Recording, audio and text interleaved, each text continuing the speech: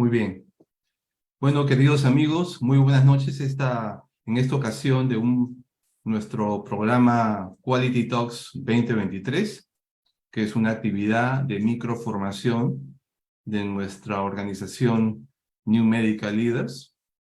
Estamos esta noche continuando con nuestros programas con el propósito de desarrollar capacidades de liderazgo y trabajo en equipo y comunicación efectiva para los temas de calidad y seguridad del paciente. Esta noche vamos a tocar un tema sobre la gestión de la calidad en la atención de salud. Vamos a comentar un poco cómo es que necesitamos entender desde una mirada sistémica este asunto tan importante para todos los interesados del sector salud.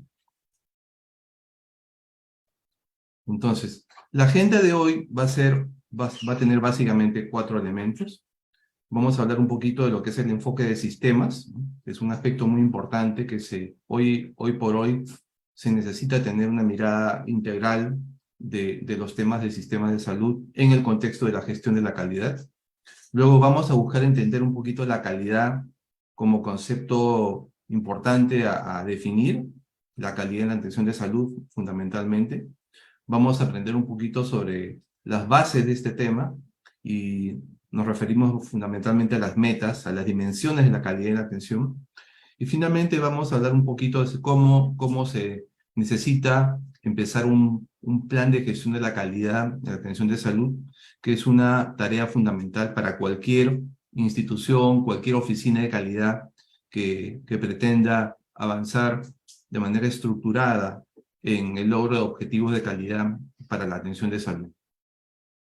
Entonces, empecemos un poco sobre entendiendo un poquito lo que es el enfoque de sistemas, para lo cual me referiré básicamente al concepto de pensamiento de sistemas, ¿no?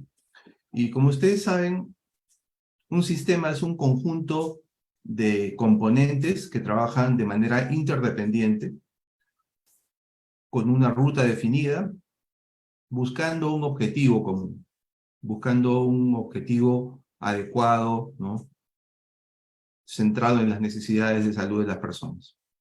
Y en este tema, en este esfuerzo por lograr, digamos, un objetivo dentro de este sistema de salud, necesitamos entender un poquito aquellas cosas que van bien en los sistemas de salud y aquellas cosas que se pueden mejorar en los sistemas de salud.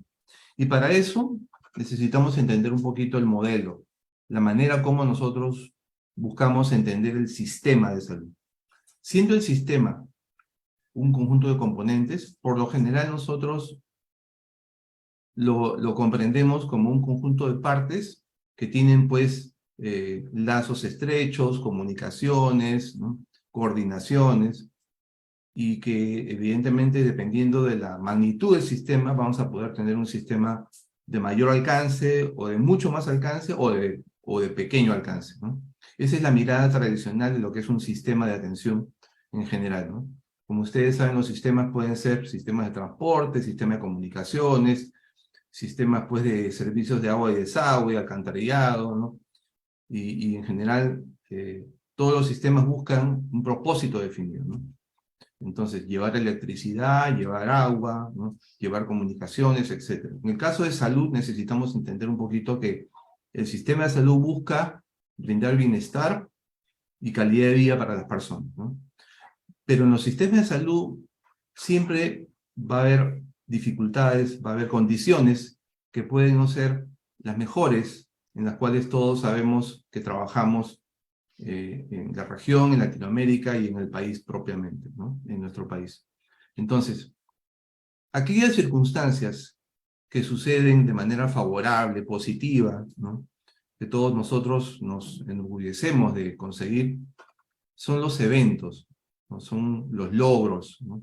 Digamos, tenemos el orgullo de lograr muchas cosas en nuestro sistema de salud, y esos eventos favorables o eventos positivos, ¿no? Son los que nosotros aquí conocemos como la punta del iceberg. Es decir, todo lo que nosotros logramos, ¿no? Todo lo que sucede, ¿no? Digamos, una operación exitosa, el alta de un paciente complicado, el alta de un paciente que estuvo con COVID, que estuvo en UCI, que salió de alta y todos festejamos la recuperación del paciente, ¿no? O la recuperación de una paciente adulta mayor de 80 años con neumonía y que sale de alta después de 2 o 3 semanas de hospitalización, son logros, son eventos importantes, ¿no? Entonces, estos eventos, estas situaciones a las cuales nosotros le llamamos eventos, son resultado de una serie de determinantes, ¿no? Una serie de factores que evidentemente han permitido lograr esa meta, ¿no? Salir, digamos, llevar a casa a una paciente muy, muy compleja, ¿no? O tener, pues, el alta de un paciente con COVID severo que estuvo a punto de fallecer. Esos eventos son importantes reconocer y entender también. Y el modelo de sistemas que yo les muestro ahora, lo que busca es que necesitamos entender esos eventos, no solamente como eventos aislados, sino como parte de un conjunto de patrones, ¿no? De una secuencia, de una tendencia de hechos, ¿no? De tal manera que debajo de la situación que nosotros vemos de manera favorable o desfavorable, vemos evidentemente un conjunto de tendencias o patrones, ¿no? Que evidentemente que constituyen la manera como esos eventos se presentan en el tiempo, ¿no? Digamos, los pacientes que salen de alta todos los meses, ¿no? El número de pacientes que salen de alta, el número de pacientes que requieren una atención de salud, etcétera, etcétera, ¿no? Esos son los patrones, ¿no? Entonces, esos patrones, evidentemente, constituye el comportamiento de los eventos, constituye la manera como nosotros trabajamos como equipo de salud, como organización. Pero esos eventos reflejan algo más. Y aquí, como ustedes se dan cuenta, estamos yendo más hacia la profundidad del sistema. Esos eventos, esos patrones reflejan un conjunto de estructuras organizacionales, orgánicas, en una institución, ¿no? Que determinan esos patrones y que a su vez determinan los eventos. Esas estructuras fundamentalmente son la manera como se organizan las tareas, cómo se coordina el cuidado, cómo se aplican las políticas, cómo se aplican los procedimientos en las diferentes áreas asistenciales, ¿no? Digamos, cómo se aplica digamos, desde el punto de vista normativo, cómo se aplica la norma técnica de la historia clínica, por ejemplo, ¿no? Entonces, ¿en qué grado nosotros conseguimos eventos? Es importante, eventos favorables, ¿no? Eso depende mucho de cómo lo hacemos, y el cómo lo hacemos nos da una mirada de la tendencia, de los patrones, la frecuencia con la cual conseguimos las cosas bien. Y detrás de esos logros, que los vemos todos los meses, tenemos evidentemente condiciones estructurales en cada institución. Ese es el tercer nivel, digamos, el segundo debajo del agua, pero el tercer nivel de este modelo del iceberg, ¿no? Entonces, esas estructuras son las que constituyen el diseño, la manera como nosotros hemos diseñado, hemos desarrollado, hemos construido el sistema de atención. Entonces, las estructuras van a determinar la manera como los eventos se presentan en el tiempo, y específicamente cada uno de los eventos que nosotros lo tenemos visible, ¿no? De cara, digamos, a una reunión, de cara a un comité, de cara a un análisis de una situación en particular con un paciente, ¿no? Y si vamos un poquito más hacia el fondo, detrás de esas estructuras diseñadas, estructuradas, coordinadas de un plan, existen lo que llamamos los modelos mentales. ¿Qué cosas son los modelos mentales? Los modelos son aquellas creencias, aquellos prejuicios, aquellos conceptos que guían nuestro quehacer diario en una institución. Por lo general son los modelos mentales de los que diseñaron el hospital, de las personas que consideraron que la planificación debiera ir de una manera y no de otra, ¿no? Son aquellos comportamientos de las personas y de los equipos en general, ¿no? De la manera como nosotros pensamos y sentimos, de la manera como lo hacemos en el día a día. Esos modelos mentales se refieren fundamentalmente a la cultura de la organización, a la cultura de las personas, de los equipos, en general de los directivos, ¿no? Y son aquellos modelos mentales o aquellas condiciones, ¿no?, que están en este nivel, las que de una u otra manera van a permitir cambiar algo en un sistema de atención. Porque son aquellos que, digamos, están en este nivel de modelos mentales, son los que ellos se dan cuenta y logran tener un conocimiento más profundo de lo que pasa en nuestro quehacer diario con los pacientes. Y son los llamados a ver si podemos continuar con el mismo modelo de atención o necesitamos transformarlo, cambiarlo, modificarlo. Entonces, de la misma manera como nosotros vemos este tema desde el lado positivo, desde el lado negativo, desde los problemas de calidad, desde los problemas de las quejas, reclamos, de los eventos adversos, de las situaciones que muchas veces como usuarios no queremos vivir, pero la vivimos porque es parte, digamos, de la naturaleza variable de la atención y de todo sistema, podemos tener, digamos, un evento complicado con un paciente, ¿no? Y ese evento complicado, eso que está visible por encima de la superficie, digamos, ¿no? Del agua, como ustedes están viendo aquí, ese evento no necesitamos verlo como un tema aislado nuevamente. Necesitamos verlo en el tiempo. Ese evento indeseado, de complicaciones, de problemas, la pregunta que nos hacemos es, ¿y con qué frecuencia se presenta? ¿Cuál es el comportamiento diario, semanal o mensual? ¿Cuál es la tendencia en el tiempo? Esa es la mejor manera de poder entender los eventos, digamos, como parte del concepto de pensamiento de sistemas. Entonces, no solamente veamos lo que pasa como problemas, como un hecho aislado, que muchas veces, digamos, es una oportunidad para hacer una autoevaluación, para una crítica o para una, digamos, alguna denuncia periodística o cualquier otra situación relacionada a eso. Necesitamos ver un poco el trasfondo de las cosas. Y los eventos negativos, los eventos que no digamos, que son parte de los problemas de calidad, necesitan ser entendidos de la misma manera como los eventos positivos. Y detrás de este comportamiento, digamos, de quejas, de suspensión de cirugías, de problemas, de complicaciones, de eventos adversos, tenemos que conocerlos en el tiempo. ¿Con qué frecuencia se presentan en el tiempo? Y eso es parte de la necesidad de medir lo que pasa en nuestro quehacer diario. Detrás de esos eventos, de esa tendencia de los eventos, necesitamos buscar entender las causas, es decir, las condiciones, los factores de cada organización que han determinado que ocurran estos eventos en el tiempo, de manera periódica, consistente, persistente, digamos, ¿no? Es decir, necesitamos pensar si que hay un problema de calidad, no solamente contarlos en el tiempo, sino entender cuáles son las causas profundas, las causas raíces, ¿no? Y luego entender en ese tercer nivel, estas estructuras que pueden estar determinando que no logremos los objetivos que todos buscamos, tenemos que ir una vez más, un nivel más hacia abajo, hacia el fondo, buscando entender qué factores en nuestro comportamiento, en nuestra cultura, está determinando que ocurran los eventos que nosotros no queremos que se presenten. Entonces, es importante este pensamiento de sistemas porque habitualmente los problemas de calidad se ven solamente el momento, digamos, en el momento agudo de la situación. Y por lo general se buscan responsables, se busca, digamos, el culpable, ¿no?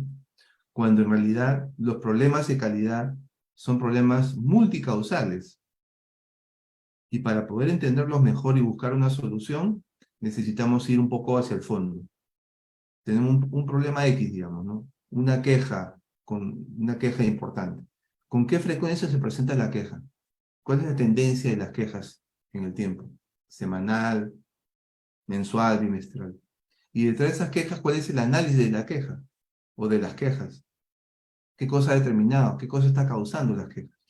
Y detrás de esas causas, ¿qué estamos haciendo para transformar el sistema para rediseñarlo de tal manera que no se presenten las quejas.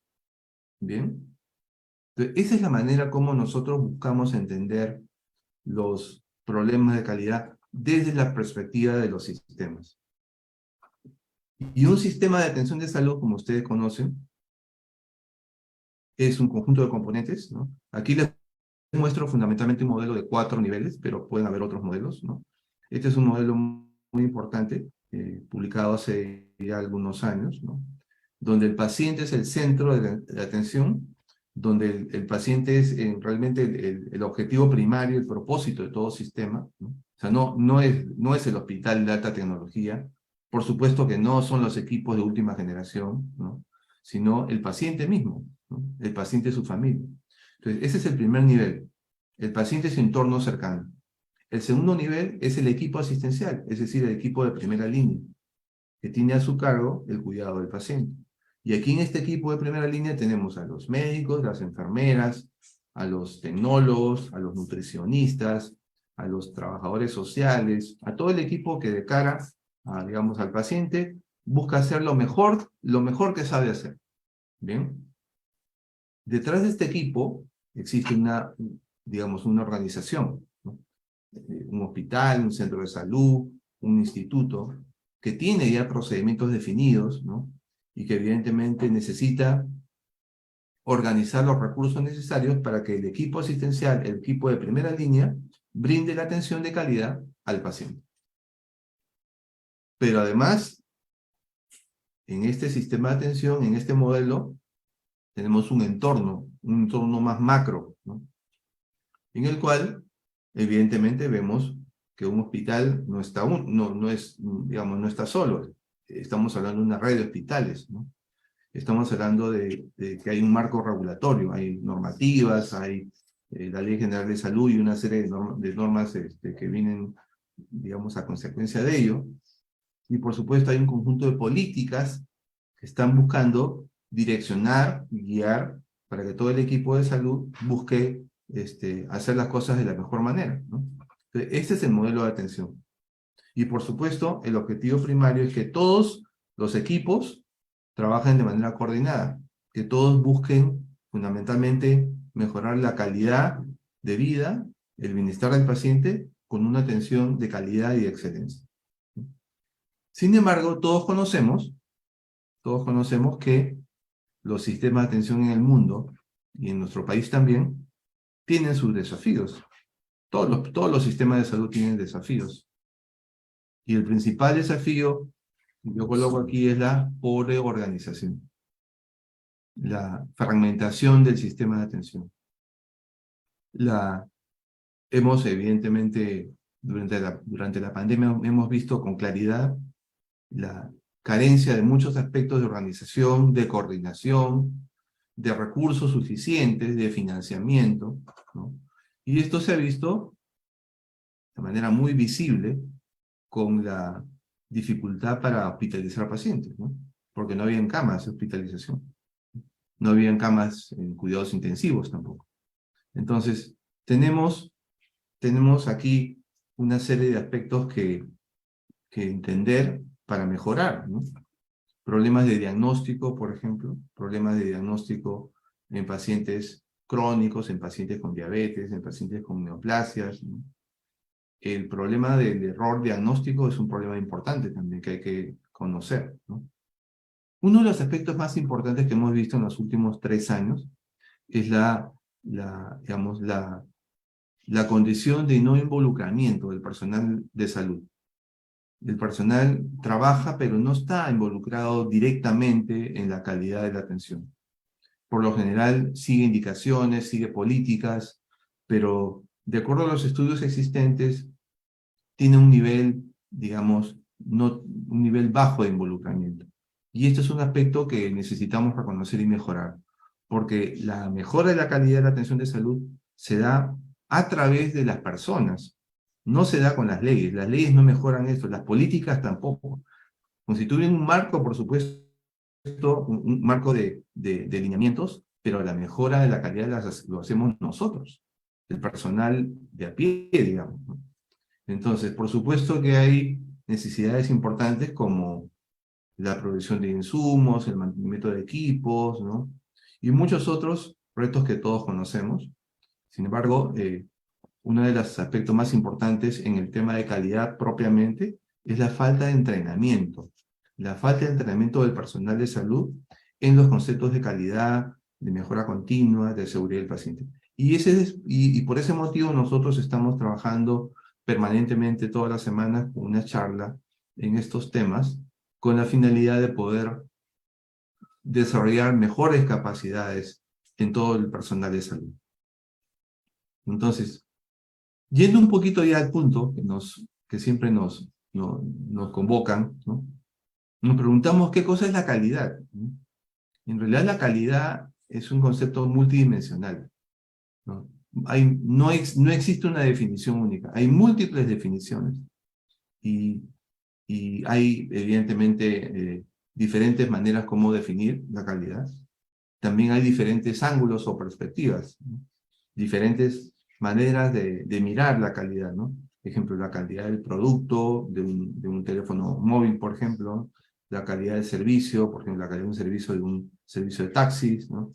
La calidad de las personas, que tiene que ver básicamente con la manera como nosotros no solamente atendemos técnicamente bien, sino cómo nos conectamos con los pacientes y cómo brindamos una atención cordial, digamos, adecuada, empática, con una buena comunicación, ¿no? Pero sobre todo poniendo los intereses de los pacientes primero ante todo, ¿no? Entonces, todo este conjunto de elementos constituyen diferentes maneras de ver la calidad, ¿no? Y evidentemente, cuando hablamos de calidad, podemos tener diferentes criterios, ¿no? Por lo general, cuando hablamos de calidad de un producto, un servicio, reconocemos en este producto propiamente, digamos, la trascendencia, ¿no? El nivel de impacto sobre el usuario, ¿no?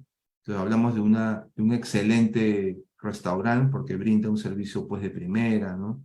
Con una comida de primera, con un servicio adecuado, ¿no? Con un ambiente limpio, un ambiente pues decoroso, ¿no? Hablamos de un excelente restaurante, un excelente servicio, ¿no? Y por supuesto, desde la mirada del usuario, el usuario lo que mira es, ¿y en qué grado este producto o servicio me sirve, ¿no?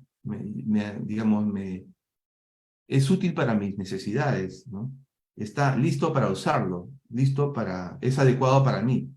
Esa es la mirada del usuario. Todos nosotros, cuando buscamos, por ejemplo, un teléfono celular, nos preguntamos, ¿el peso del teléfono es adecuado para mí? Los ángulos, los bordes, ¿no? El tipo de velocidad del equipo es adecuado para mí, digamos, se adecua a mis necesidades. Esa es una mirada muy importante, ¿no? La otra mirada es la mirada en las normas, ¿no? Estamos hablando digamos, sector industrial, donde la calidad está definida fundamentalmente porque el producto o servicio, ¿no? Están alineados con los estándares, es decir, los requerimientos o las normas de fábrica, ¿no? Los estándares de fabricación, digamos, o de manufactura, ¿no? Entonces, desde la mirada digamos, de las normas de fabricación, cuando hablamos de un producto que es de calidad, es que, digamos, toda su fabricación está conforme de acuerdo a las especificaciones de fábrica, ¿no? Entonces, eso es importante entender. Después podemos hablar un poquito de lo que es, digamos, los productos propiamente, o sea, los atributos del producto, ¿no? Digamos, vamos a poner el ejemplo de un auto, ¿no? ¿Un auto es de calidad? Depende, ¿no? ¿Depende de quién? Depende del usuario. Depende del producto, pero depende del usuario, ¿no? Entonces hay muchas personas, por ejemplo, que aprecian mucho la calidad de un auto, no porque el vendedor te diga este es un auto excelente, de gran calidad, sino porque tú lo pruebas, ¿no? Tú no puedes saber si un auto es de calidad o no para ti, si es que no te subes al auto, lo prendes, sientes cómo se maneja, cómo se conduce, ¿no? Y de esa manera tú puedes sentir que ese auto para ti tiene una excelente calidad, ¿no? Si no lo manejas, no puedes digamos, tener el convencimiento de lo que te dice el vendedor que es un auto de calidad. ¿Ok? Entonces, y ahí hay muchos aspectos, digamos, el manejo del timón, el respaldar del asiento, la altura, la velocidad, el ruido, etcétera, etcétera. Así es como nosotros vamos avanzando desde ese punto de vista del producto hacia, y este auto que me gusta, que lo siento muy cómodo, ¿cuánto cuesta? ¿No? Está al alcance de mi bolsillo, está al alcance de un posible crédito que yo pueda solicitar. Entonces, hay un tema también de valor, ¿no? Es decir, hay una relación calidad-precio, ¿no? Que por supuesto es algo que todos nosotros lo discutimos, lo miramos, ¿no? Antes de tomar una decisión de compra. Y en la atención de salud, ¿cómo nos referimos al tema de calidad en la atención de salud? El reporte Cruzando el Abismo de la Calidad, un reporte que se publicó allá por el año 2001, nos habla de que la calidad de la atención de salud tiene unas definiciones muy interesantes, muy claras. Primero, que la calidad es un grado, ¿no? Es el grado en el cual la atención de salud aumenta la probabilidad de alcanzar los mejores resultados. ¿Resultados en qué? Resultados de salud. ¿Cuáles resultados? Mortalidad, cero complicaciones, cero muertes, cero eventos adversos, cero quejas, cero retrasos, no estancias prolongadas, no desperdicio de recursos. Es decir, esos son los resultados que todos buscamos, ¿no? Si nosotros nos hospitalizamos como pacientes, ¿no? Nos ponemos digamos, en el rol de paciente, lo que queremos es que si tenemos una neumonía por la cual somos hospitalizados, que en 4 o 5 días estemos de alta. Ese es el resultado que busco, ¿no? Entonces, la atención de salud es todo ese conjunto de acciones que nosotros como personal de salud brindamos a los pacientes. Y la calidad es ese grado en el cual nuestro esfuerzo aumenta la posibilidad de lograr esos resultados que menciono. Que la gente se vaya de alta tranquila, sin problemas, sin complicaciones, que el paciente se opere de manera satisfactoria y regresa a su casa, pues, bien operado, como decimos nosotros, sin ninguna infección de la herida operatoria, ¿no? Y todo esto que hacemos nosotros debe hacerse dentro de un rango, digamos, de estándares. Es decir, ¿cuál es ese rango? El conocimiento o la evidencia actual disponible. Estamos hablando de las guías clínicas, de las normas, de los estándares de acreditación y de muchos otros elementos que son o que constituyen la evidencia propiamente, que es el conocimiento actual, ¿no? Lo que se debe hacer y lo que no se debe hacer, ¿no? Entonces, por ejemplo, en cuanto a calidad de atención de salud en COVID, ¿no? La calidad de la atención de un paciente con COVID es el grado en el cual nuestros esfuerzos en la atención de salud aumentaron la probabilidad de que el paciente que se hospitalizó por COVID severo se vaya de alta con un tratamiento adecuado. Oxigenoterapia, anticoagulación, fluidoterapia, etcétera, etcétera. Y eso lo hemos hecho en base al conocimiento actual vigente. Es decir, todo lo que está escrito en las guías clínicas de COVID en el país y en el mundo, sin usar drogas como la ivermectina, por ejemplo, ¿no? O como el dióxido de cloro, que no son parte del conocimiento actual vigente. ¿Okay? Una cosa importante que nos habla de esta definición es que no solamente se refiere a las personas individuales, se refiere a las poblaciones. Entonces, si hablamos de una calidad de atención, la calidad debe hacerse no solamente a nivel de cada atención individual, sino a todo el conjunto de personas que padecen esa misma condición. Por ejemplo, los pacientes con diabetes, ¿no? Si yo estoy en una institución que cuida a pacientes con diabetes, lo que busco es que brindar una atención de calidad con todos los pacientes con diabetes, no solamente con algunos, ¿no es así? Entonces, ese concepto de grado, ¿no? En el cual la atención aumenta la probabilidad es lo que nosotros conocemos como calidad. ¿Y por qué es un grado? Porque se puede medir. La calidad se puede medir. Necesita medirse, por supuesto, ¿no? Y ¿Qué tenemos que hacer? O sea, ¿qué tiene que tener la atención de calidad para que sea una calidad óptima, o una gran calidad, o una calidad excelente? Necesita tener elementos o atributos. El mismo reporte les llama dimensiones o metas también, ¿no? Y estas metas son 6. Seguridad, efectividad, eficiencia, accesibilidad o equidad, oportunidad y atención centrada en el paciente, que es la más importante. Estas metas de la calidad están referidas específicamente a qué? La seguridad, a no generar daños como resultado de la atención. Estamos hablando de seguridad del paciente. ¿Okay? O sea que no tenemos que dañar. La atención que daña a un paciente no es una atención segura y por lo tanto no es una atención de calidad. Bien. El paciente necesita ser parte del proceso, ser parte de la atención. El paciente tiene que ser partícipe y tener un rol activo. Tiene que recibir información, tiene que recibir educación, tiene que ser parte realmente del proceso. Y en ese sentido se refiere la atención centrada en el paciente. Un experto mundial en el tema, el doctor Donald Berwick, habla de que en una atención nada debe pasar acerca de mí sin mí. Nada digamos, yo no debo recibir nada que yo no sepa, que yo no, digamos, que no haya sido informado, ¿no? Tercero, la efectividad se refiere justamente a lograr resultados, digamos, tratar a una paciente con una neumonía, de acuerdo al conocimiento actual, con un esquema de antibiótico que está basado en una guía clínica. Y esa guía, como ustedes saben, constituyen los estándares actuales de manejo de neumonía.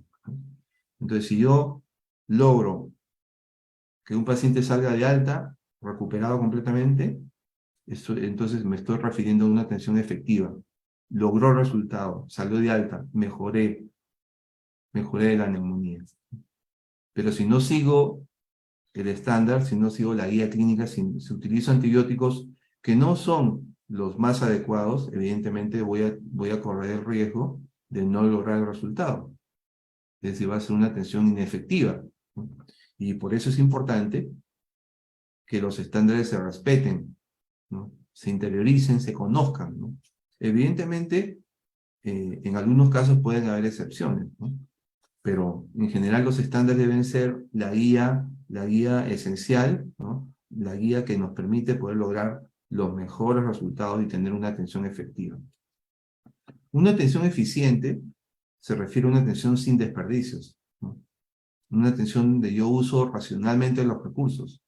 Y este uso racional quiere decir uso racional de antibióticos, de insumos, ¿no? De materiales en general quirúrgicos, ¿no? Y por supuesto, no tener ningún uso inapropiado de un insumo determinado, ¿no? Es decir, si yo necesito usar un ventilador mecánico con un paciente, 7 días, 10 días es el periodo. Si el paciente requiere más tiempo, eso está basado en un protocolo, ¿no?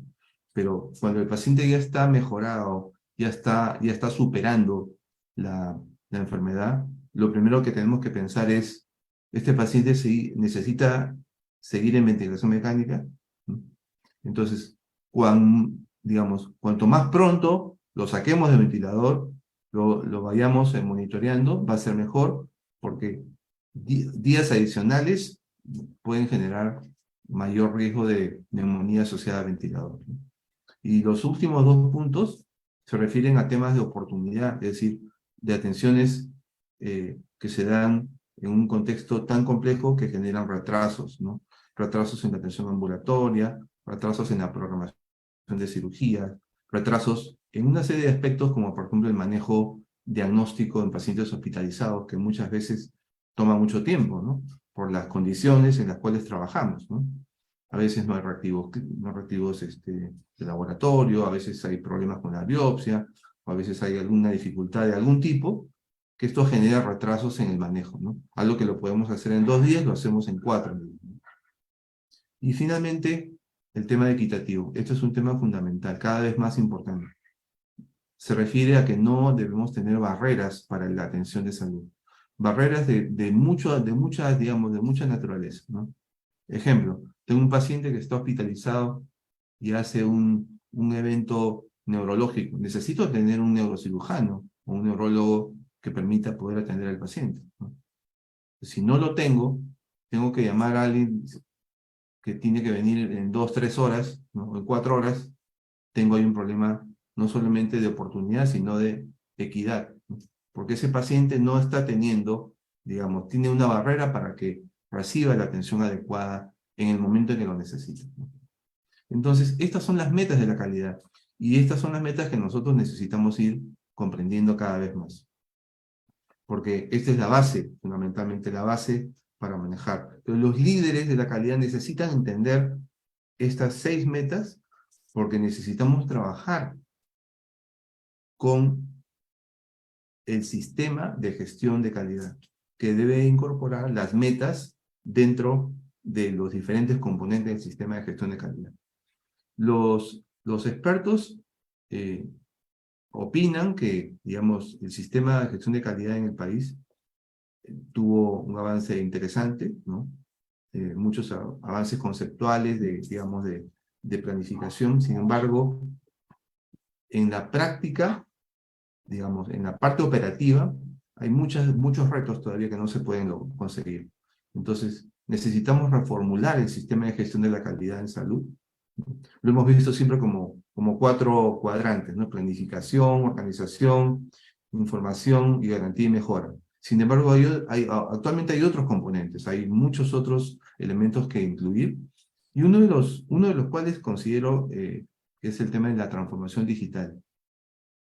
Porque como ustedes saben actualmente, sin datos e información no podemos lograr resultados, digamos, consistentes, ¿no? Necesitamos medir todos los elementos que nosotros consideramos importantes para ver en qué grado se está logrando el objetivo. Es decir, en qué grado los pacientes, digamos, con un padecimiento X, digamos, diabetes, en qué grado los pacientes con diabetes están logrando el buen control, ¿no? Y para eso necesitamos medir una serie de variables, ¿no? Glucosa, hemoglobina glicosilada, colesterol malo, etcétera, etcétera, que nos permite ver, ¿no? Y para poder tener un seguimiento adecuado necesitamos incorporar la tecnología. Y ahí la transformación digital es fundamental. Fundamental, ¿no? Digamos, la industria de la salud genera enormes cantidades de datos, ¿no? Esos datos siguen siendo manejados muchas veces en papel, otros en Excel, y muchos no se manejan, no se conocen bien, ¿no? Entonces es importante entender ese tema. Entonces, desde el punto de vista de direccionar una iniciativa de calidad, tengo que tener con claridad todo el concepto de manejo de información, ¿no? Cómo se captura el dato, cómo se mide, cómo se valida, cómo se guarda, ¿no? Y cómo se gestiona en el futuro, ¿no? Entonces, ¿dónde nos encontramos actualmente? En el sistema de gestión. Nos encontramos esencialmente en una etapa transicional, ¿no? Estamos actualmente construyendo un sistema de gestión de la calidad a nivel del Ministerio de Salud. Es un proceso que está durando casi 9 meses, ¿no? Y en ese tema estamos incorporando una serie de aspectos, pero yo quiero mencionarme sobre todo en el tema de gestión del riesgo, que es digamos, este conjunto de elementos, ¿no? De metodologías que buscan entender y responder a una pregunta clave, ¿no? ¿Cuál es el riesgo que tenemos nosotros como pacientes cuando somos atendidos en una institución? ¿Cuál es el riesgo de tener una atención de baja calidad?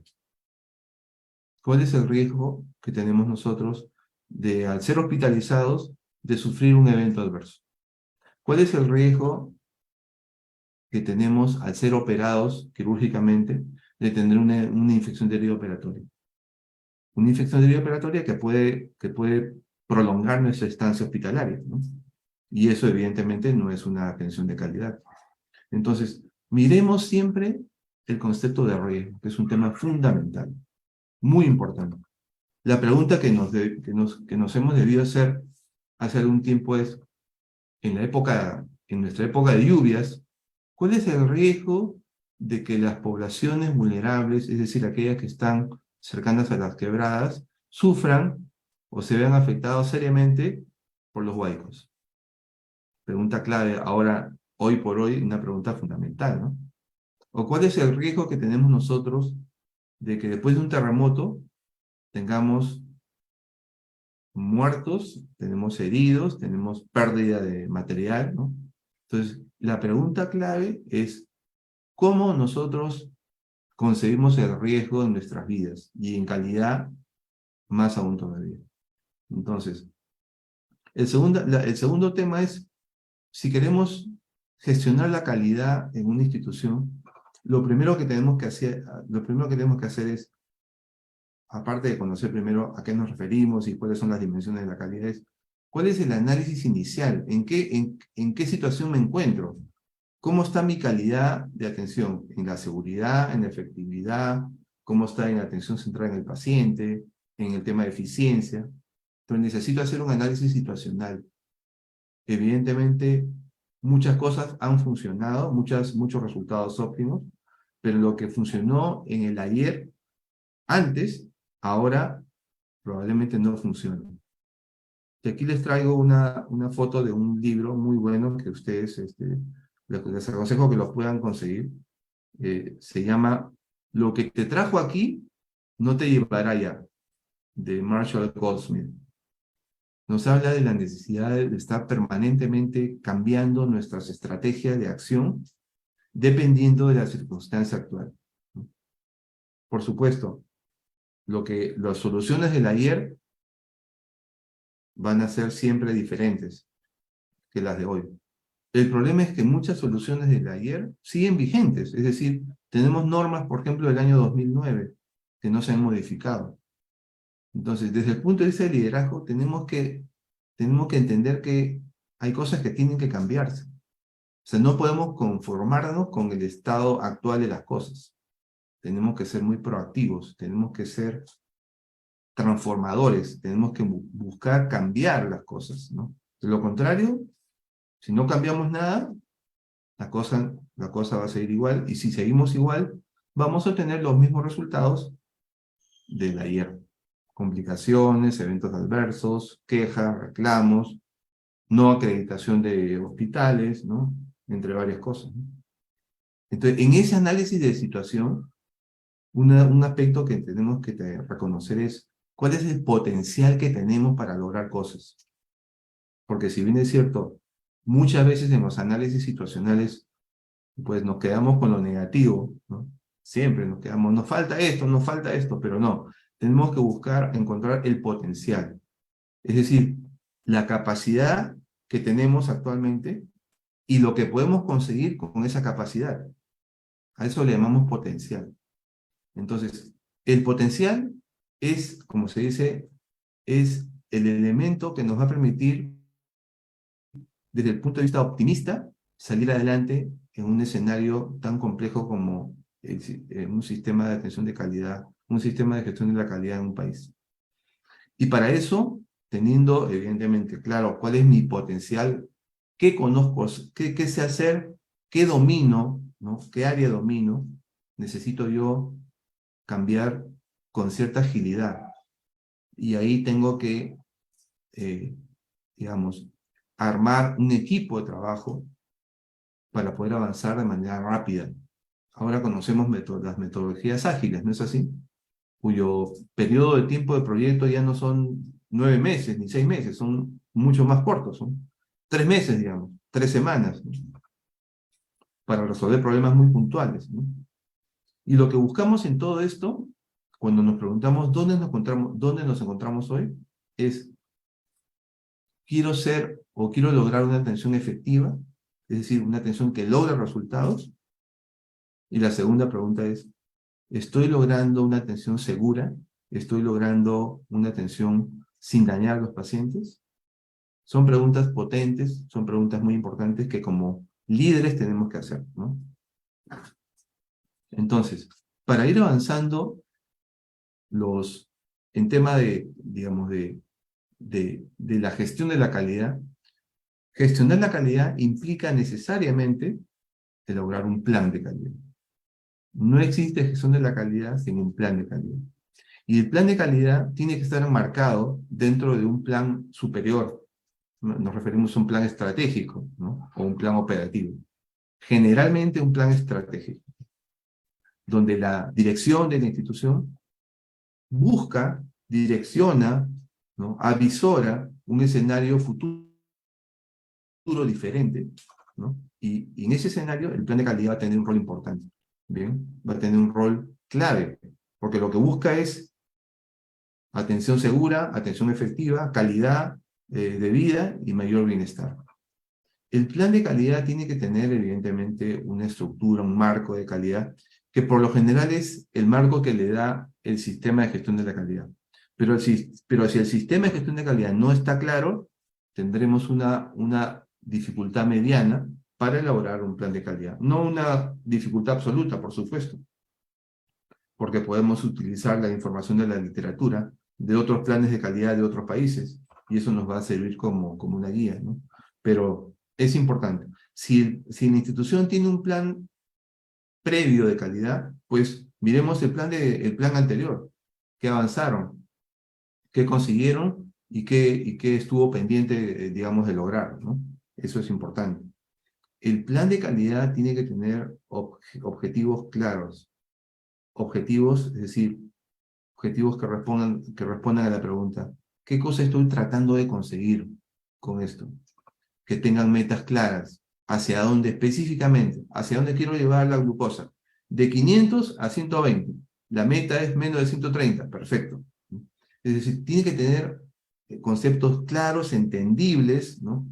Evidentemente, tiene que tener los recursos necesarios, ¿no? Y el recurso más importante para esto es el tiempo. No son las personas, no son las computadoras, no son el software o cualquier otro elemento. Es el tiempo, estimados. El tiempo que le llamamos tiempo protegido. Es decir, el médico o la enfermera que se dedica al tema de calidad tiene que tener un tiempo en el cual no tenga que trabajar viendo pacientes, ¿no? Tenga, digamos, 4 horas por semana o 6 horas por semana, donde involucre de su tiempo, digamos, en el desarrollo de las actividades de calidad. Por supuesto, si el tiempo es tiempo completo, es buena hora también, ¿no? Pero lo importante es tener el tiempo, ¿no? Entonces, las diferentes oficinas de calidad necesitan tener el tiempo protegido para esta función. Un aspecto o un par de aspectos importantes en el tema del plan de calidad es, número uno, el cambio cultural. A ver, la política nacional de calidad, ni las normas de acreditación, ni los planes de calidad mejoran la calidad de la atención. Sirven como una guía, sirven como unas pautas, sirven de estándares. Lo que mejora la calidad son las personas cumpliendo esos planes. Pero para que las personas puedan cumplir los planes, necesitan un cambio cultural. Y ahí entra el modelo de sistemas y el pensamiento de sistemas. Eventos, patrones, estructuras y modelos mentales. Es decir, tenemos que cambiar el modelo mental de las personas y buscar que ellos comprendan y crean en la calidad, crean en los elementos que nosotros les explicamos como conceptos fundamentales, ¿no? Por supuesto, un plan de calidad tiene que ser monitoreado periódicamente. Hablamos de trimestralmente, por ejemplo, que es una práctica muy común, ¿no? Es decir, uno captura los datos, los ingresa en la computadora, los mide diarios o los mide semanalmente, los tabula semanal o mensual y los evalúa o monitoriza trimestralmente. Y por supuesto, al año se necesita una evaluación que va a ser evidentemente derivada de las actividades de monitoreo periódico que se han venido realizando, ¿no? Entonces, estos elementos son fundamentales para todo plan de calidad. Y ya un poquito entrando al detalle, solamente para mencionar que un plan de calidad, aparte de tener los objetivos, metas, ¿no? Necesita tener digamos, un foco importante, es decir, una prioridad. Y esa prioridad la da la dirección estratégica que nosotros queremos darle, ¿no? La dirección significa, digamos, hacia dónde apuntamos, el norte verdadero, o sea, la brújula, ¿no? Apuntamos, si que ya tenemos un sistema armado, vamos a apuntar a tener resultados consistentes en efectividad, en seguridad. Si no tenemos un sistema totalmente armado, tenemos que primero reforzar el sistema de calidad. ¿Okay?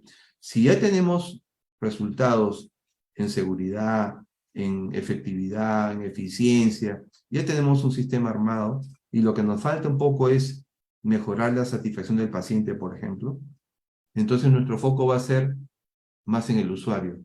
En el usuario, digamos, paciente y familia, pero también en el usuario personal de salud. ¿Bien? Porque no existe personal, digamos, no existe paciente satisfecho sin un personal de salud satisfecho, ¿no? Entonces, esa dirección es fundamental. Es muy importante entenderla, ¿no? Y por supuesto, detrás, detrás de este gran esfuerzo, digamos, de dirigir hacia un camino el plan, tenemos que tener actividades bien concretas, con responsables definidos, ¿no? Tenemos que tener una matriz donde, digamos, la estrategia es esta, ¿no?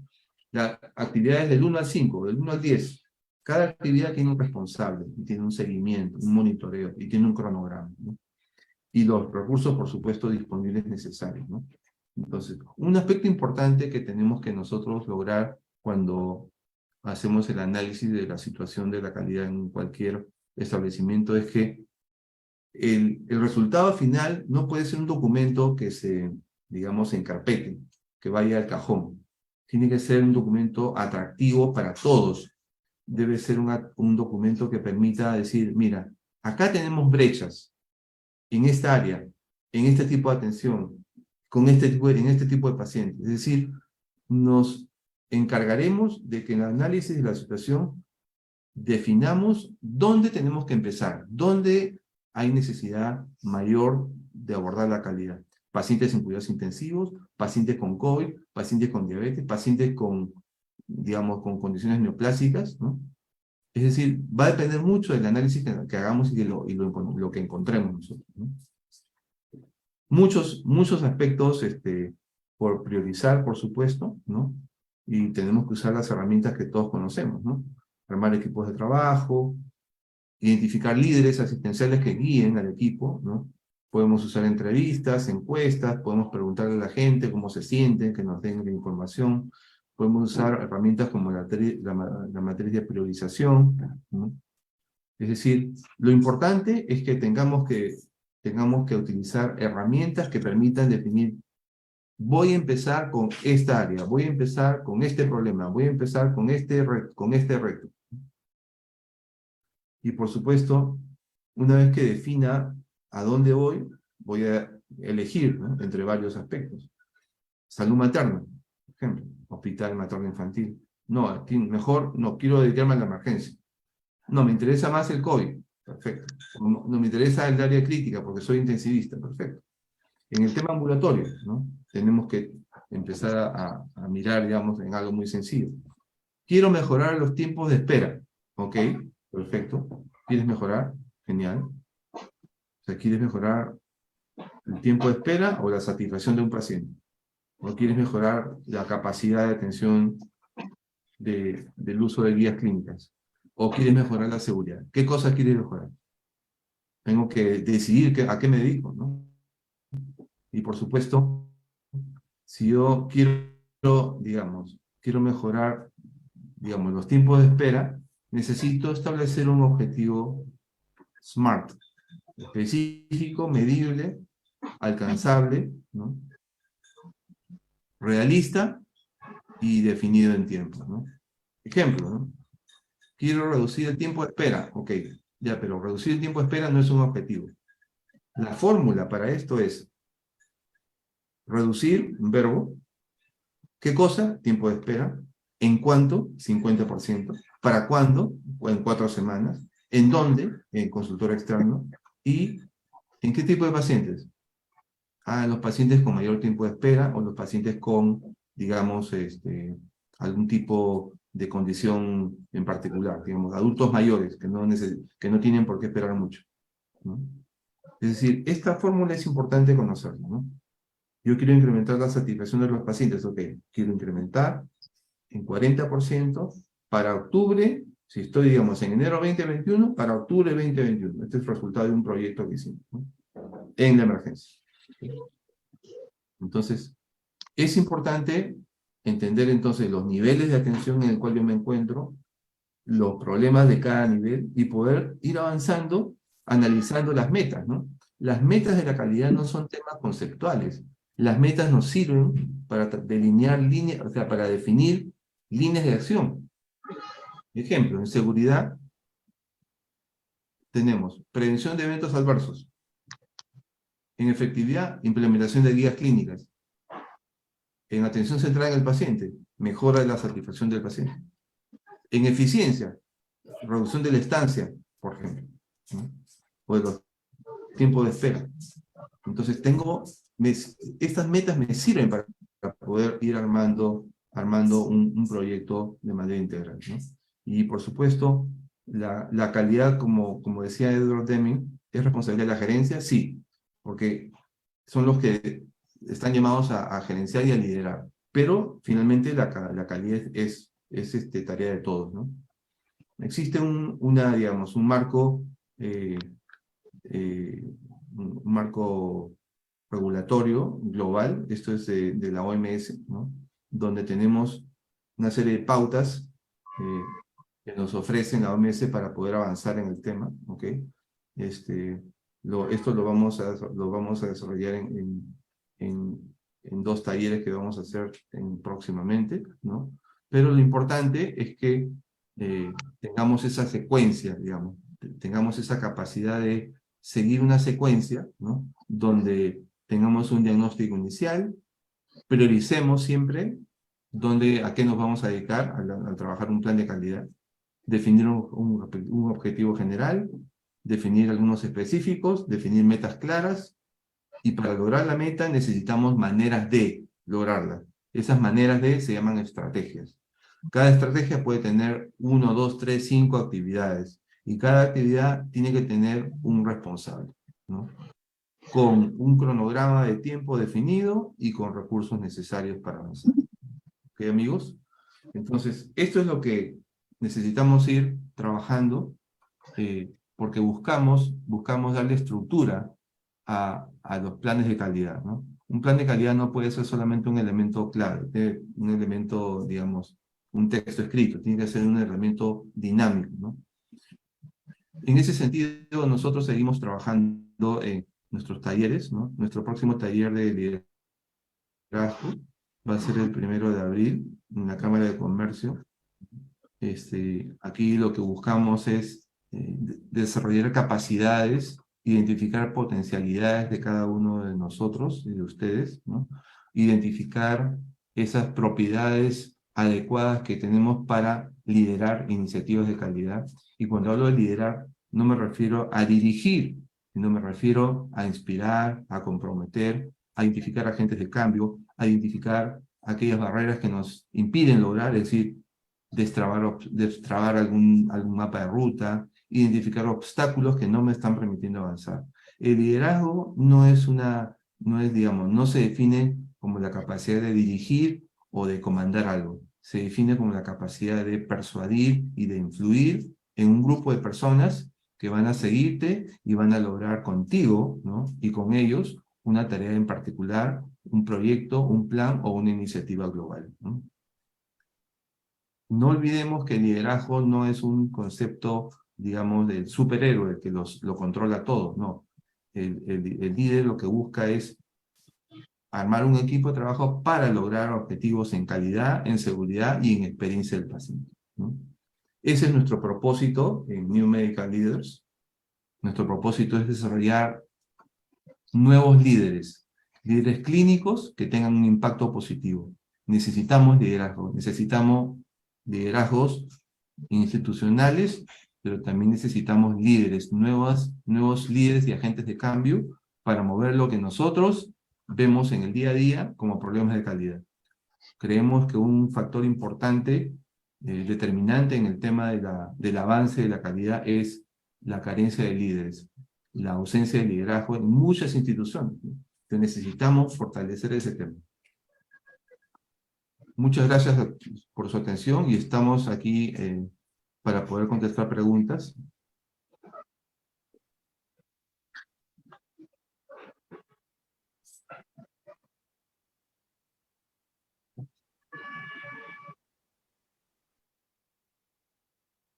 A ver. Marisol.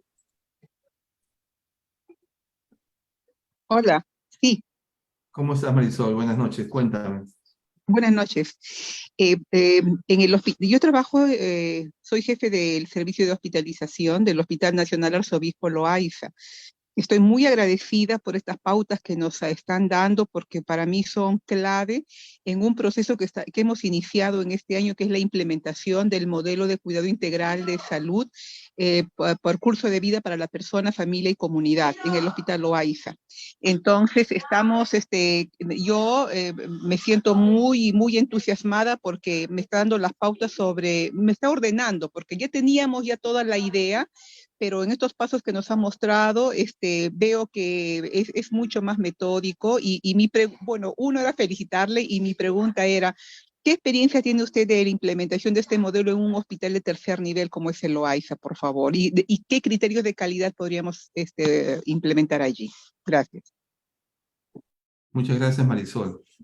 Bueno, ante todo, contento de que estés en esta actividad, en esta reunión, y también que estés a cargo de un sector en el Hospital Loaiza, un hospital donde sabemos, muchos de nosotros nos hemos entrenado, ¿no? Y tenemos un apego especial al hospital, ¿no? Y queremos que todo hospital, por supuesto, avance en los temas, ¿no? Yo creo que en el modelo que tú mencionas es un modelo, digamos, muy interesante, ¿no? Un modelo que permite poder atender las diferentes necesidades digamos, de las poblaciones en general, ¿no? Y un aspecto realmente en particular es que se incorpora la comunidad, ¿no? Ahora, tenemos que empezar dentro de esa mirada del modelo actual, ¿cuáles son los retos que tiene en este momento la atención que ustedes tienen en el hospital? Empezando, ¿cuáles son como decimos, los dolores, ¿no? ¿Qué les falta? ¿Qué dificultades tienen? ¿Qué obstáculos tienen? Ese es un aspecto importante que necesitamos para empezar a identificar, ¿no? Es decir, la situación actual, ¿bien? ¿Dónde hay, digamos, brechas importantes que son urgentes de atender? Ese es un aspecto importante. Y ahí necesitamos ver el área asistencial, quiénes son los que están llamados, ¿no? Digamos, a formar el equipo, ¿no? Y si tienen alguna, digamos, si tienen alguna experiencia previa, si hay alguna iniciativa, algún estudio previo, ¿no? Digamos, algún trabajo previo en el tema, ¿no? Yo creo que por ahí tenemos que empezar, ¿no? Ahora, un aspecto que también es importante entender es que hay mucha complejidad en esto. O sea, tenemos elementos hay muchos, digamos, aspectos complejos que atender, ¿no?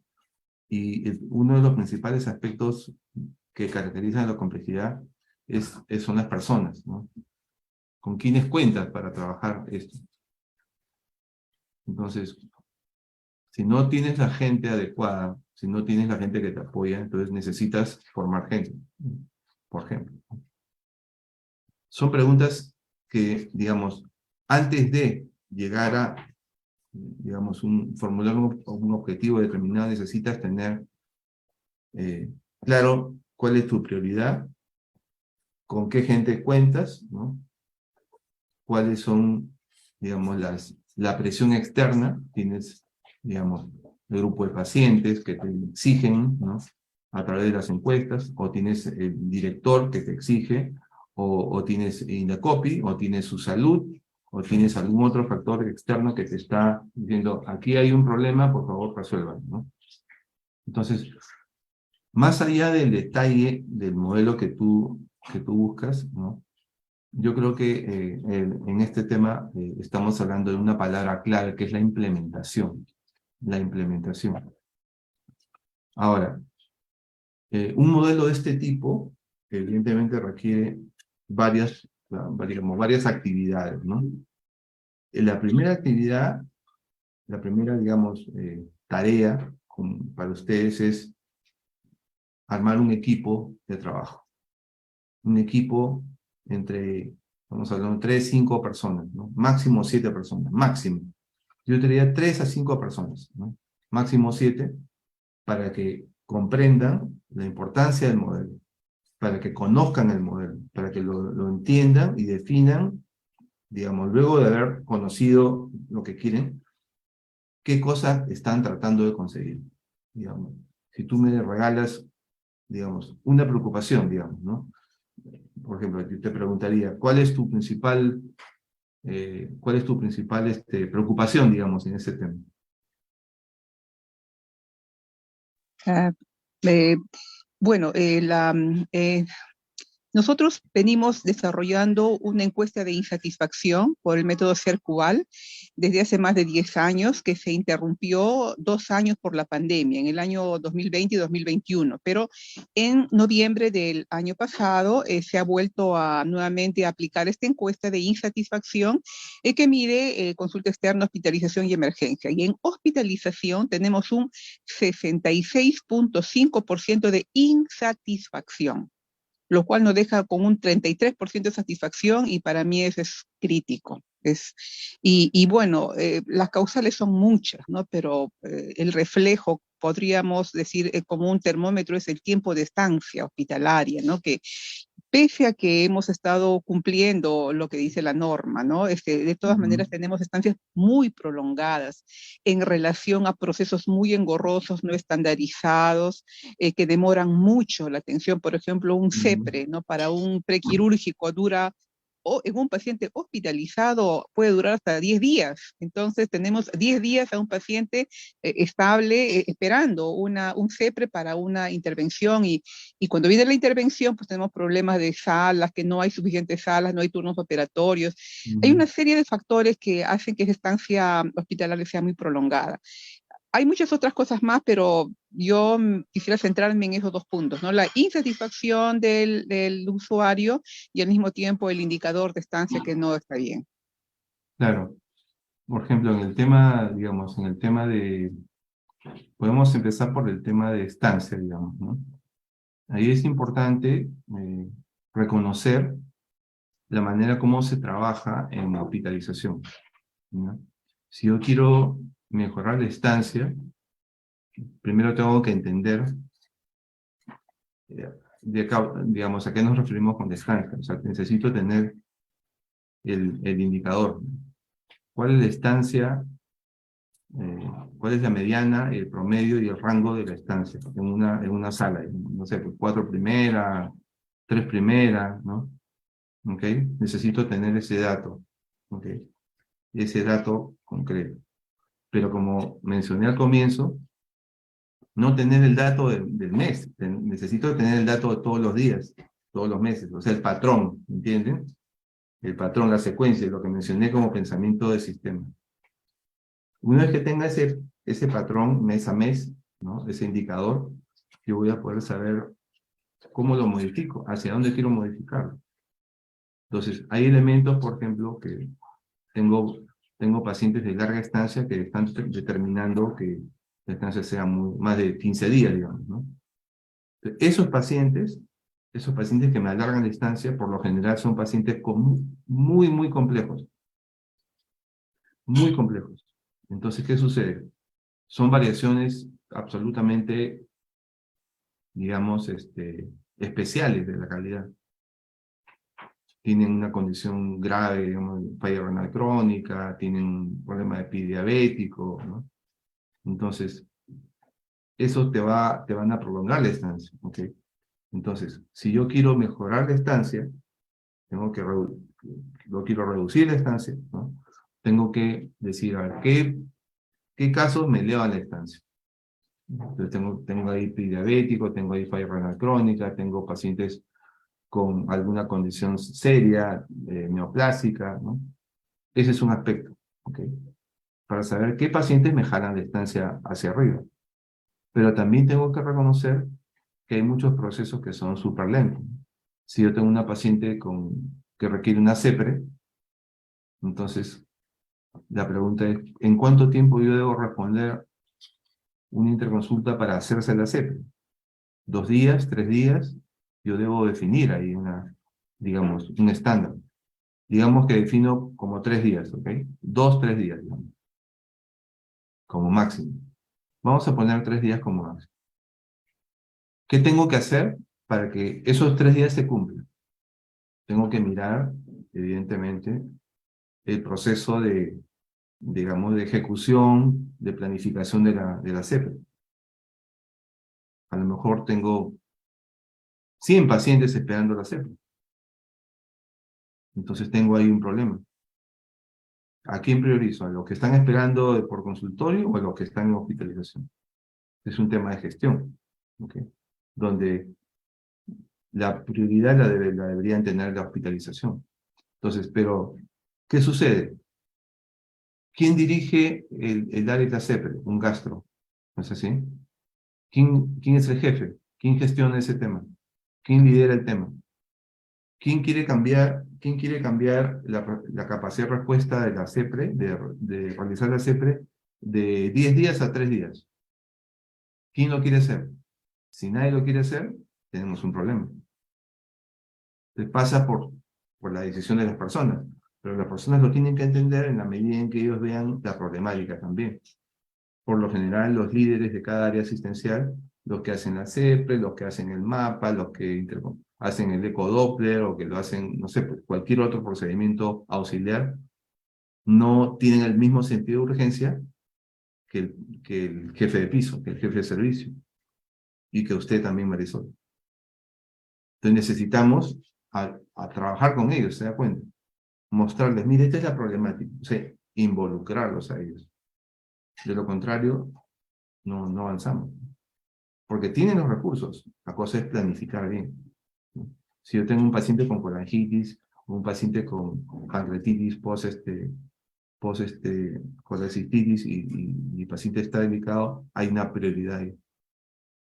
Entonces es un tema de gestión. Entonces esos temas te jalan la estancia, te prolongan la estancia, porque el paciente te podría ir de alta en 3 días, pero no está esperando la CEPRE.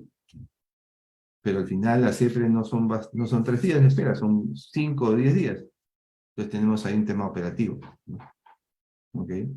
Ese es por un lado. Por el lado de la satisfacción del usuario, la pregunta es, eso es relativamente más sencillo, pero más tedioso.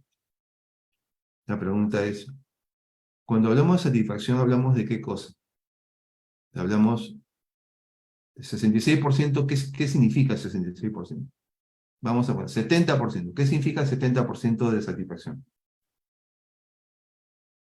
O 30% de no satisfacción. ¿Qué significa para el paciente? Porque este es un concepto muy dicotómico, digamos, muy relativo. Las nuevas tendencias en el tema de encuestas de satisfacción nos dicen, el paciente está insatisfecho porque no nos comunicamos bien. El paciente no tiene idea de lo que tiene. Viene el familiar, no tiene idea de lo que operar comunicación. 2, capacidad de respuesta. El paciente se pone mal en la noche, en el día, ¿no? Se complica y no hay interconsulta. O sea, el deterioro clínico o la llamada ¿no? La llamada del paciente desencadena una respuesta tardía del personal de enfermería, ¿no? Otro punto es digamos, el trato cordial. Otro aspecto importante. Otro aspecto importante es la comunicación sobre el tratamiento, específicamente sobre el diagnóstico y tratamiento. Entonces, cuando hablamos de insatisfacción, no puede ser un concepto, abstracto, satisfecho o no satisfecho, dicotómico, satisfecho o no satisfecho. Tengo que tener con claridad qué cosa es lo que quiero mejorar en la satisfacción. Satisfacción porque los médicos no se comunican con los pacientes, porque no les explican el diagnóstico del tratamiento, no les dan indicaciones de las medicinas. ¿Okay? O sea, o no responden. El paciente, digamos, toca el timbre y necesita por decir, una chata, necesita algo, ¿no? Y nadie lo escucha. Entonces, y muchos aspectos de comunicación, evidentemente, generan que el paciente pues se sienta solo, se sienta abandonado, se sienta un objeto, se sienta que, que es parte de un objeto académico y un objeto asistencial y no es parte del tratamiento que nosotros como calidad buscamos darle, ¿no? Que lo informemos, lo saludemos, lo entendamos, le expliquemos de nuevo cuando no entendió algo, ¿no? Entonces, ¿queremos mejorar la satisfacción? Sí, pero hay que mirar específicamente de qué se quejan los pacientes, específicamente. Entonces, de esa lista larga que tenemos, digamos, de la encuesta, identifiquemos, de toda esa lista, hagamos un Pareto y identificamos cinco elementos. Y empecemos con los más frecuentes, ¿no? De la lista. Y ahí vamos a poder decir, ok, claro, esas causas van a impactar de manera importante, ¿no? Usando el principio de Pareto vamos a impactar. Entonces, pero necesito ver el detalle. Digamos, el porcentaje de por sí es engañoso. ¿Ok? Todo porcentaje, todo es como la historia clínica cuando haces una auditoría y la auditoría arroja un puntaje, ¿no? Historia clínica, puntaje 70%. 70%. Buena historia clínica. 30% mala. Pero, ¿a qué me refiero con buena o mala? No me ayuda. Yo tengo que ser muy específico. Tengo que decir, una historia, a ver, grado de cumplimiento del CIE-10. Grado de cumplimiento de los elementos de registro. Fecha y hora. Sello y firma. Diagnóstico y CIE-10. Coherencia entre el tratamiento y el diagnóstico. Es decir, cosas puntuales que se convierten en criterios de evaluación y se convierten también en indicadores. Entonces, cuando hablo de indicadores, en el caso suyo de satisfacción, lo que yo empezaría es, de la lista de todos los elementos de la encuesta, cuáles son los que más no, o sea, los que están en no, los que encabezan, digamos, en la lista. Falta comunicación, no me explicaron, la comida está fría, etcétera, etcétera. Entonces, ahí trabajo, ahí voy a trabajar, en lo más frecuente. Y eso me va a ayudar, evidentemente, a poder mejorar la satisfacción. Ahora, ¿cómo lo tengo que hacer? Primero en una sala, ¿no? Primero con 10 pacientes, digamos. No se puede hacer en todo el hospital. No se puede hacer en todo un pabellón. Tengo que hacerlo con un pequeño grupo. Y involucrando al personal, a los residentes, a los internos, ¿no? Porque si yo tengo la encuesta, tengo el resultado, y digo, ya, voy a mejorar la satisfacción, ¿qué tengo que hacer? El cuidado, ¿quién brinda el cuidado? Nosotros, el personal de salud. Es a través de la gente que mejoramos la satisfacción. Entonces, todavía digamos, las encuestas nos dan el panorama, nos dan el diagnóstico, pero todavía no hemos identificado las tareas claves para lograr la mejora de la satisfacción. Digamos, tarea que empieza primero por definir cuáles son los aspectos puntuales que nos determinan la insatisfacción. No sé si paso el mensaje. Gracias. Muy bien, Marisol, muchas gracias por tu pregunta, ¿no? Aquí tengo una... Piero nos saluda de Cayetano Heredia, ¿no? Nos ha dejado su... Vamos a agregarlo a Piero, ¿no? Ujú. Vamos a agregarlo.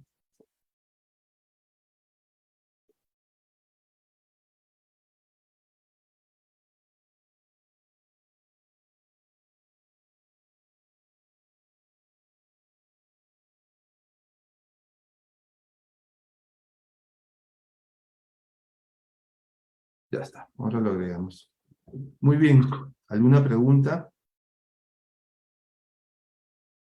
¿Algún mensaje? Ujú. Bien, te pongo aquí mi teléfono, Marisol, para que me agregues. Le dejo mi teléfono aquí. 999974013. ¿Lo puedes mirar en el chat?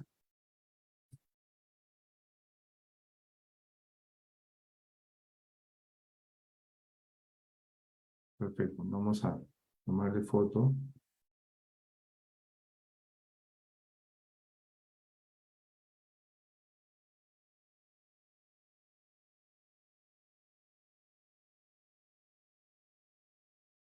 Entonces, básicamente, lo que buscamos es justamente darle una estructura diferente.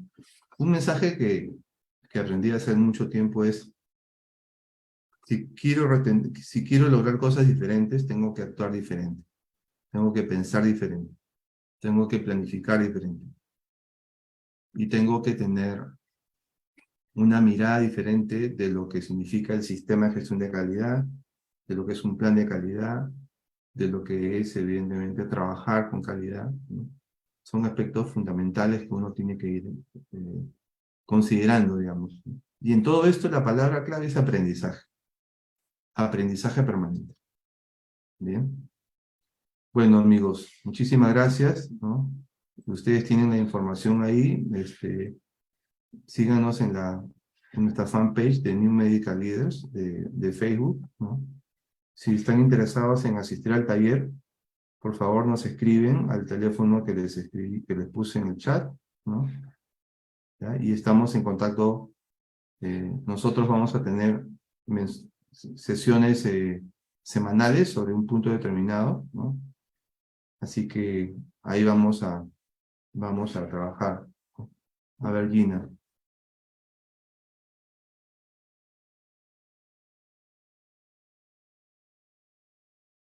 Genial, Gina.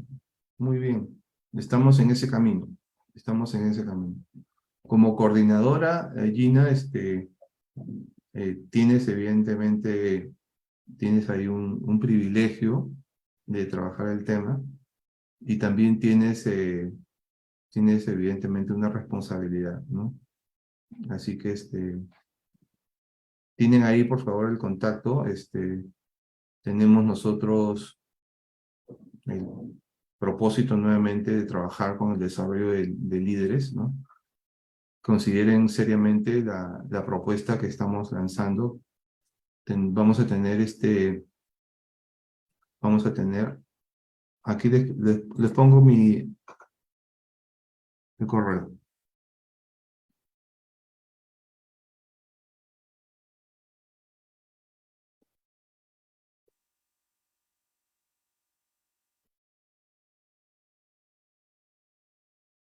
Nos pueden escribir, por favor, para cualquier consulta, newmedicalleaders@gmail.com,